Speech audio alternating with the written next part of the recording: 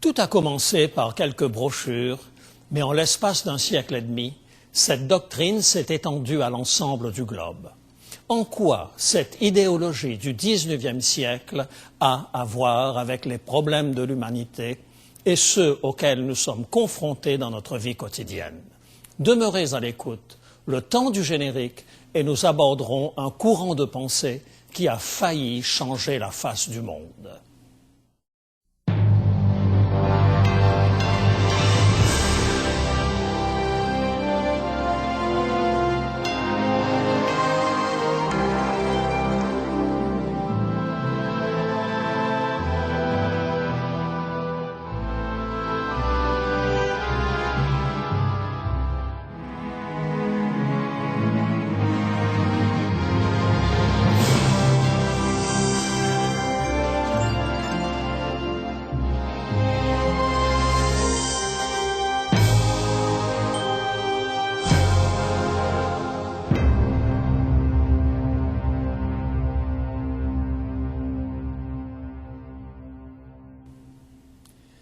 Karl Marx naquit en mai 1818, à une époque où le monde était en pleine mutation. Une ère pleine de promesses s'ouvrait à l'humanité qui explorait les nouvelles frontières de la recherche scientifique et de la technologie. La première moitié du XIXe siècle avait vu se multiplier les inventions. La locomotive à vapeur et l'ampoule électrique, la plaque photographique et le stéthoscope, la machine à écrire et le télégraphe, sans oublier la machine à coudre. C'était un monde en transition où la révolution industrielle était encore chargée des relents de pensée issus de l'époque féodale. Parmi ceux-ci, l'horrible inégalité sociale qui rendait pratiquement étanches les différentes couches de la société. Les conditions de travail de la classe ouvrière étaient lamentables. La lente évolution d'une économie essentiellement agricole vers l'industrialisation précipitait dans le monde du travail des enfants de 6 ans. Pour un salaire de misère, leurs parents n'avaient d'autre choix que de les sacrifier sur l'autel de la modernité où leur petite taille les rendait particulièrement aptes à travailler dans les endroits d'accès difficiles. Ce monde que Charles Dickens et Émile Zola nous ont rendu familier avait façonné l'esprit de Karl Marx. Sa plume au service de l'idéologie communiste allait allumer les brûlots de la révolution aux 4 coins de la planète jusqu'à devenir le mode de pensée majoritaire de la population du globe dans la deuxième moitié du XXe siècle. Karl Marx considérait l'injustice sociale produite par la révolution industrielle comme un véritable cancer et il voulait y remédier. Selon Marx, le vrai problème de la société était la lutte entre les riches qui possédaient l'outil de production et le prolétariat exploité par les premiers. Voici comment s'exprime Marx dans son célèbre Manifeste du Parti communiste. L'histoire de toute société jusqu'à nos jours n'a été que l'histoire des luttes de classe. Hommes libres et esclaves, patriciens et plébéiens, barons et serfs, maîtres de jurande et compagnons, en un mot oppresseurs et opprimés, en opposition constante, ont mené une guerre ininterrompue, tantôt ouverte, tantôt dissimulée, une guerre qui finissait toujours soit par une transformation révolutionnaire de la société tout entière, soit par la destruction des deux classes en lutte. Fondamentalement, selon Marx, la société était divisée en 2 classes. Les riches, il les appelle les oppresseurs, et la classe ouvrière forcée de travailler pour les nantis.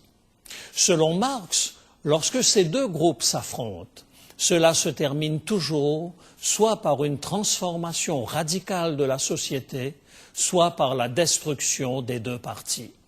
C'est un peu simpliste de résumer la pensée de Marx de cette manière, mais l'essentiel de sa philosophie s'y trouve. Selon Marx, l'injustice ne pouvait être éliminée que par une révolution qui préparerait le terrain à l'abolition de la propriété privée et ouvrirait le chemin à une société égalitaire. Un peu plus loin, il ajoute « Dans ce sens, la théorie du communisme peut être résumée en une seule phrase – abolition de la propriété privée ». En quoi cette idéologie allait-elle résoudre les problèmes de l'humanité? Dans la pensée de Marx, si les moyens et les outils de production étaient rendus à tous, l'humanité tout entière en serait transformée. En d'autres mots, la race humaine pourrait réduire considérablement le problème de la souffrance si seulement chacun contribuait de manière désintéressée au bien-être de tous. Séduisante théorie, n'est-ce pas? Imaginez un monde dans lequel chacun n'utilise que ce dont il a besoin et où tous travaillent au bien-être des autres. Ne serait-ce pas le paradis sur Terre? Karl Marx était convaincu que l'environnement dans lequel une personne avait grandi l'a façonné. Il est incontestable que votre lieu de vie et les modes éducatifs auxquels vous avez été soumis ont une influence déterminante sur votre comportement. Cependant, pouvons-nous tout attribuer à nos comportements acquis et occulter totalement ce qui est inné à l'homme? C'est certainement à ce niveau que la pensée de Marx diverge de celle de la Bible. Marx rejetait l'idée que des êtres humains aient pu venir au monde avec certaines tendances innées. La Bible, à l'inverse, affirme que depuis que le péché est entré dans le monde, l'homme naît avec une propension au mal, avec un cœur naturellement mauvais. Jérémie, chapitre 17 et le verset 9. Jérémie, chapitre 17 et le verset 9. Le cœur est tortueux par-dessus tout, et il est méchant. Qui peut le connaître? Nos cœurs sont désespérément mauvais. Entendons-nous bien, lorsque la Bible parle du péché, il ne s'agit pas d'une liste d'actes permis et interdits. Certes, nos actes répréhensibles sont la conséquence visible de notre rupture de relation avec Dieu. Mais la notion de péché dans la Bible va au-delà des actes. Le problème est beaucoup plus profond. Le péché coule dans nos veines depuis la révolte de nos premiers parents contre Dieu. Le péché a corrompu nos cœurs et nos esprits au point qu'il fait partie intégrante de ce que nous sommes. D'où les déséquilibres permanents qui provoquent souffrance et frustration qu'aucune instance humaine n'a pu venir à bout. Selon Marx, les crimes et la violence étaient le résultat de l'environnement. Il y a du vrai dans cette approche.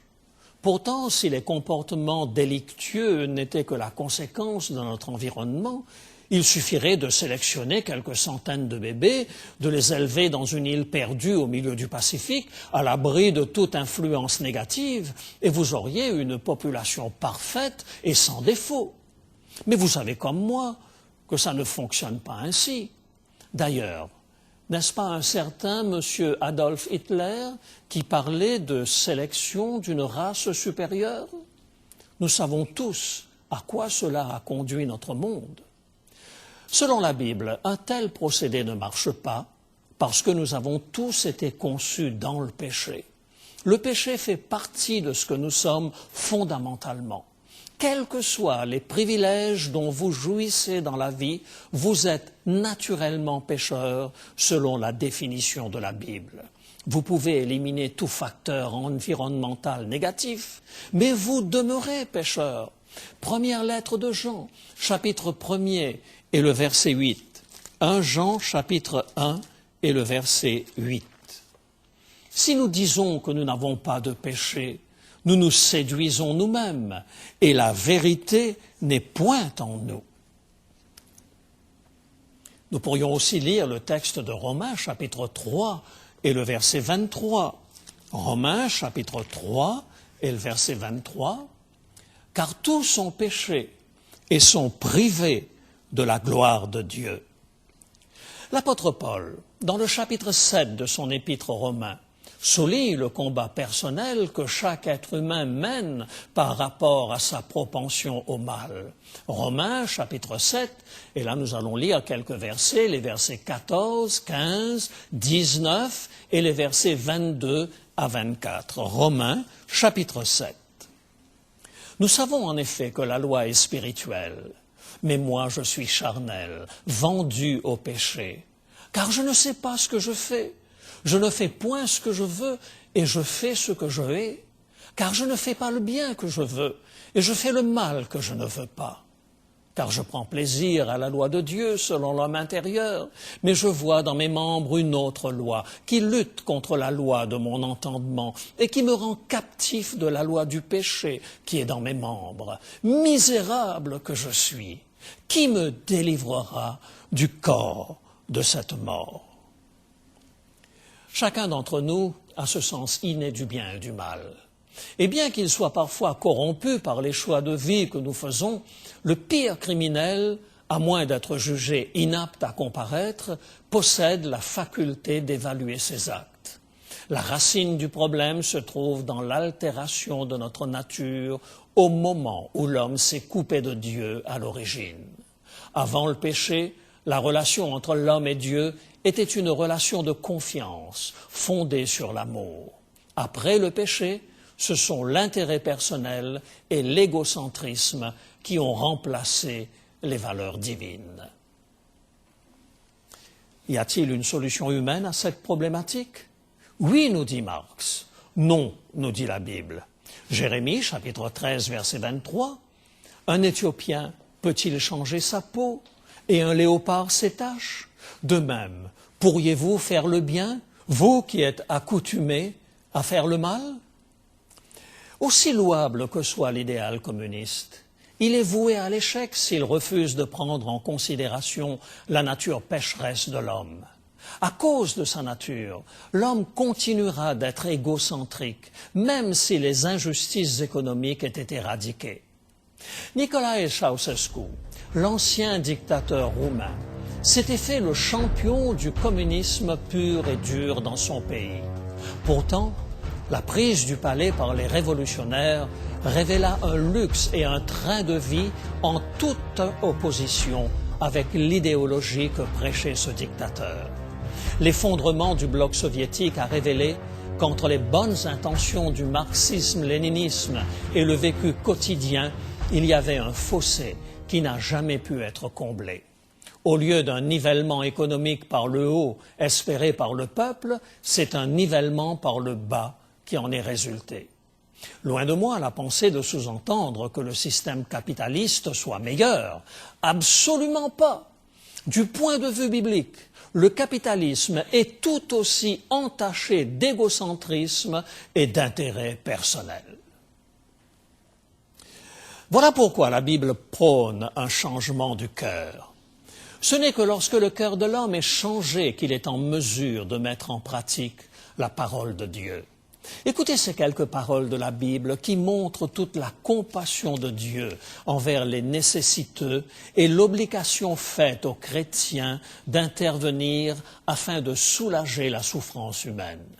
Au jour du jugement, dans la parabole des boucs et des brebis, Jésus nous présente le critère par excellence pour entrer dans son royaume. C'est la lutte des classes façon Jésus de Nazareth. Matthieu, chapitre 25, versets 31 à 40. Matthieu, chapitre 25, versets 31 à 40. Lorsque le Fils de l'homme viendra dans sa gloire avec tous les anges, il s'assiera sur le trône de sa gloire. Toutes les nations seront assemblées devant lui. Il séparera les uns d'avec les autres, comme le berger sépare les brebis d'avec les boucs, et il mettra les brebis à sa droite et les boucs à sa gauche. Alors le roi dira à ceux qui seront à sa droite, « Venez, vous qui êtes bénis de mon Père, prenez possession du royaume qui vous a été préparé dès la fondation du monde, car j'ai eu faim, et vous m'avez donné à manger, j'ai eu soif et vous m'avez donné à boire, j'étais étranger et vous m'avez recueilli, j'étais nu et vous m'avez vêtu, j'étais malade et vous m'avez visité, j'étais en prison et vous êtes venus vers moi. » Les justes lui répondront, « Seigneur, Quand avons-nous vu avoir faim et t'avons-nous donné à manger, ou avoir soif et t'avons-nous donné à boire? Quand avons-nous vu étranger et t'avons-nous recueilli, ou nu et t'avons-nous vêtu? Quand avons-nous vu malade ou en prison et sommes-nous allés vers toi? Et le roi leur répondra, je vous le dis en vérité, toutes les fois que vous avez fait ces choses à l'un de ces plus petits de mes frères, c'est à moi que vous les avez faites.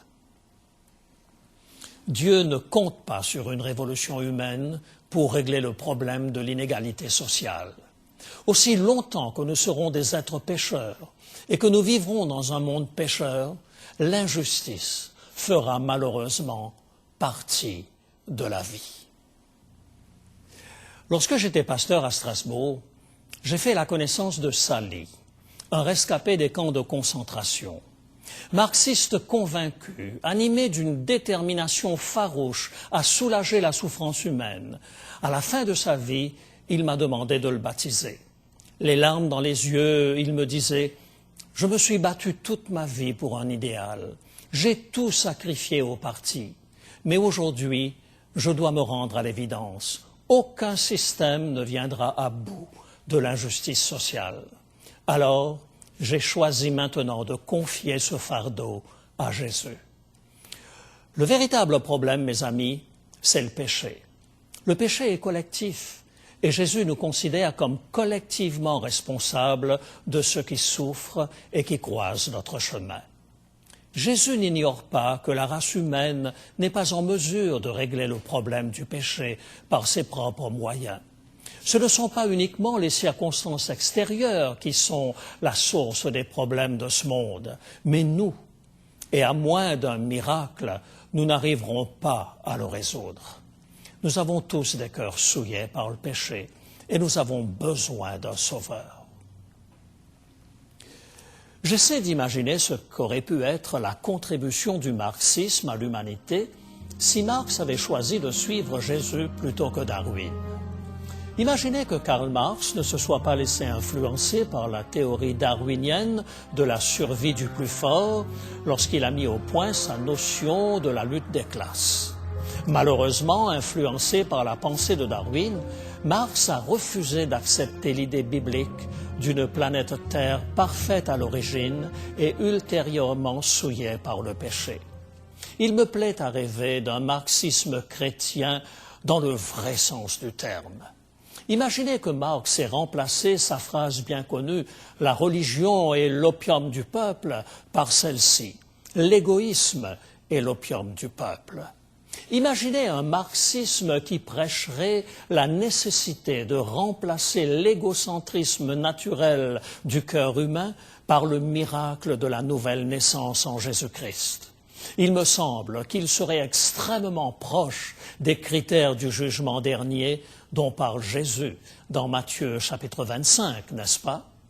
Malheureusement, nos meilleures intentions sont gâchées par notre incapacité à détourner nos yeux de nous-mêmes. La solution définitive au péché n'est pas entre nos mains, mais entre celles de Dieu. Écoutez son projet de restauration tel qu'il est exprimé par le prophète Ésaïe. Ésaïe chapitre 65, versets 17 et 18. Car je vais créer de nouveaux cieux et une nouvelle terre. On ne se rappellera plus des choses passées. Elles ne reviendront plus à l'esprit. Réjouissez-vous plutôt et soyez à toujours dans l'allégresse à cause de ce que je vais créer. Car je vais créer Jérusalem pour l'allégresse et son peuple pour la joie. Les versets 22 et 23 du même chapitre aurait certainement réchauffé le cœur de Marx si seulement celui-ci avait inclus le projet de Dieu dans sa doctrine. Versets 22 et 23. Ils ne bâtiront pas des maisons pour qu'un autre les habite. Ils ne planteront pas des vignes pour qu'un autre en mange le fruit. Car les jours de mon peuple seront comme les jours des arbres, et mes élus jouiront de l'œuvre de leurs mains. Ils ne travailleront pas en vain, et ils n'auront pas des enfants pour les voir périr, car ils formeront une race bénie de l'Éternel, et leurs enfants seront avec eux. Mes amis, Dieu promet que même si tout ce gâchis est l'œuvre de nos mains, même si toutes les tensions entre nations sont la conséquence de notre goût du lucre, il va tout changer. Dans le royaume de Dieu, aucun être humain ne sera plus exploité par son semblable. Et quand arrivera ce grand jour, la souffrance ne sera plus, car le péché sera chose du passé. Le livre de l'Apocalypse nous en fait la description dans le chapitre 5, les versets 9 et 10. Apocalypse, chapitre 5, les versets 9 et 10. Et il chantait un cantique nouveau en disant « Tu es digne de prendre le livre et d'en ouvrir les sceaux, car tu as été immolé et tu as racheté pour Dieu par ton sang des hommes de toute tribu, de toute langue, de tout peuple et de toute nation. Et tu as fait d'eux un royaume et des sacrificateurs pour notre Dieu, et ils régneront sur la terre. » C'est le sang de Christ seul qui peut résoudre les problèmes de notre planète. Où placez-vous votre espérance? Vous fiez-vous aux partis politiques? Comptez-vous sur les hommes pour régler les problèmes du monde? Je vous invite à tourner vos regards vers celui qui vous dit « Venez à moi, vous qui êtes fatigués et chargés, et je vous donnerai du repos. » Ne voulez-vous pas lui abandonner les fardeaux de votre vie, maintenant même, tandis que nous prions? Père Céleste, nous sommes impuissants devant la souffrance et l'injustice qui règnent dans ce monde. Nous comprenons aujourd'hui que c'est le péché qui a occasionné tant de désastres sur cette planète que tu avais créée parfaite. Aujourd'hui, nous reconnaissons la source du vrai problème derrière la souffrance humaine et nous reconnaissons le besoin d'un changement profond dans notre vie. Prends nos cœurs souillés et donne-nous des cœurs nouveaux à l'image de Christ. C'est en son nom que nous te le demandons. Amen.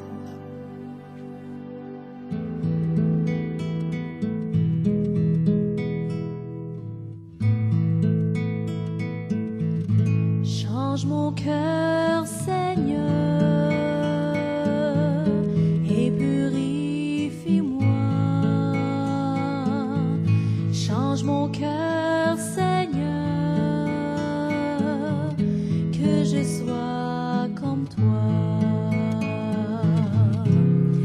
Jésus, tu es le potier, je suis l'argile. Brise-moi, façonne-moi, oui c'est mon désir. Change mon cœur, Seigneur, et purifie-moi. Change mon cœur, Seigneur,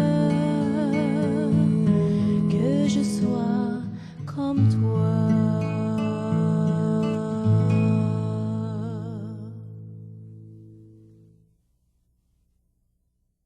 Amis, il est temps de nous quitter maintenant. Mais d'ici la semaine prochaine, souvenez-vous, il est écrit « L'homme ne vivra pas de pain seulement, mais de toute parole qui sort de la bouche de Dieu. »